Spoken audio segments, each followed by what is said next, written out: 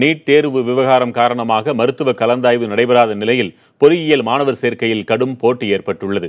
பொறியியல் படிப்புகளில் சேர பொதுப்பிரிவு மாணவர்களுக்கு 3ஆம் நாளாக இன்று கலந்தாய்வு நடைபெற்று வருகிறது. சென்னை அண்ணா பல்கலைக்கழகத்தில் நடைபெறும் இன்றைய கலந்தாய்விற்கு சுமார் 5000த்திற்கும் மேற்பட்ட மாணவர்களுக்கு அழைப்பு விடுக்கப்பட்டுள்ளது.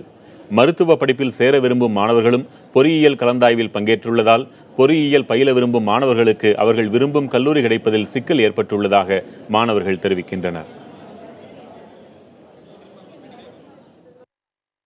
பார்த்தீங்கன்னா இப்போது நீட் எக்ஸாம் வந்துட்டு இப்போ தான் இன்னும் கன்ஃபியூஷனில் இருக்குது. ஸோ இப்போது நீட் எக்ஸாம் ஸ்டூடெண்ட்ஸும் மெடிக்கல் காலேஜ் ஸ்டூடெண்ட்ஸும் இன்ஜினியரிங்க்கு வர்றாங்க. ஸோ அதனால் எங்களுக்கு நாங்கள் இன்ஜினியரிங்க்குன்னு வர்ற எங்களோட சீட்ஸ்லாம் வந்து ரொம்ப கம்மியாகுது. எங்களுக்கு நல்ல நல்ல காலேஜ்லாம் மிஸ் ஆயிடுது. மெடிக்கல் போகிறவங்களும் இன்ஜினியரிங் எடுத்தனால அவங்க என்ன சொல்லியிருக்காங்கன்னா, ஃபஸ்ட் நாள் கவுன்சிலிங் அப்போவே எங்களுக்கு மெடிக்கல் கிடச்சினா நாங்கள் மெடிக்கல் போயிடுவோம் அப்படின்னு சொல்லியிருக்காங்க. இதனால் டாப் லெவல் சீட்ஸ் எல்லாம் வேஸ்ட் ஆகும். அண்ணா யூனிவர்சிட்டி, பிஹெச்டி அந்த மாதிரி சீட்லாம் வேஸ்ட் ஆகும்போது அது எப்போ வேஸ்ட் ஆகக்கூடாது. அந்த மாதிரி ஸ்டூடெண்ட்ஸ் அது எங்களை மாதிரி இன்ஜினியரிங் ஸ்டூடெண்ட்ஸ் தான் பாதிக்கும். நல்ல காலேஜ் கிடைக்கிற இப்போ 190க்கு மேலே கட் ஆஃப் இருக்காங்களே ஓரளவு நல்ல காலேஜ் கிடைக்கும். இப்போ அதனால் வந்து அந்த காலேஜ் சீட்ஸ் எல்லாம் மிஸ் ஆகுது. எங்களுக்கு தான் இதெல்லாம் டிஸ்அட்வான்டேஜ்.